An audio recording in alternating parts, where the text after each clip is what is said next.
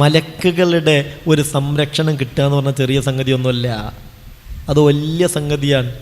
എല്ലാ ദിവസവും റഹ്മത്തിൻ്റെ മലക്കുകളുടെ സംരക്ഷണം കിട്ടാൻ ഏറ്റവും നല്ലൊരു വഴിയാണ് എന്ത് ചെയ്യാന്നറിയോ?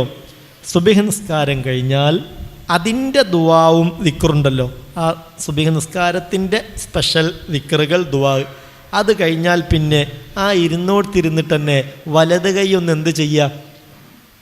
തലയിൽ വെക്കുക. എന്നിട്ട് എന്ത് ചെയ്യുക?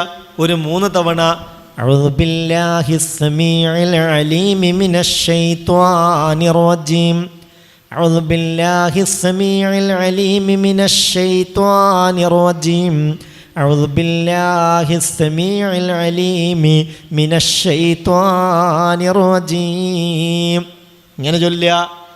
എന്നിട്ട് ബിസ്മില്ലാഹിർ റഹ്മാനിർ റഹീം ലൗ അൻസൽനാ ഹാദൽ ഖുർആന അലാ ജബലിൻ ലറഅയ്തഹു ഖാശിയം മുതസദ്ദിഅൻ മിൻ ഖശ്യത്തില്ലാഹ് വതിൽകൽ അംസാലു നൾരിബുഹാ ലിന്നാസി ലഅല്ലഹും യതഫക്കറൂൻ വല്ലാഹുൽ ലദീ ലാ ഇലാഹ ഇല്ലാഹു അലിമുൽ ഗൈബി വശ്ശഹാദ ഹുവർ റഹ്മാനുർ റഹീം വല്ലാഹുൽ ലദീ ലാ ഇലാഹ ഇല്ലാഹു അൽ മലിക്കുൽ ഖുദ്ദൂസുസ് സലാമുൽ മുഅ്മിനുൽ മുഹൈമിൻ അൽ അസീസുൽ ജബ്ബാറുൽ മുതകബ്ബിർ സുബ്ഹാനല്ലാഹി അമ്മാ യുശ്രികൂൻ വല്ലാഹുൽ ഖാലിഖുൽ ബാരിഉൽ മുസവ്വിർ ലഹുൽ അസ്മാഉൽ ഹുസ്ന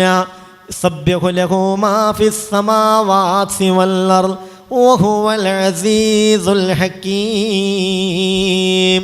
ഇതൊരാൾ ഒരു പ്രഭാതത്തിൽ ചൊല്ലിയാൽ അന്ന് വൈകുന്നേരം വരെ വക്കലല്ലാഹു ബിഹി 70,000 മലക്കാ, 70,000 മാലാഖമാരെ അയാളുടെ സംരക്ഷണത്തിനായി, അയാൾക്ക് വേണ്ടി പ്രാർത്ഥിക്കാനായി പടച്ച റബ്ബ് ഏൽപ്പിക്കുമെന്ന് പറഞ്ഞത് മഹാനായ മുത്ത് മുഹമ്മദ് മുസ്തഫ സ്വല്ലല്ലാഹു അലൈഹി വസല്ലം.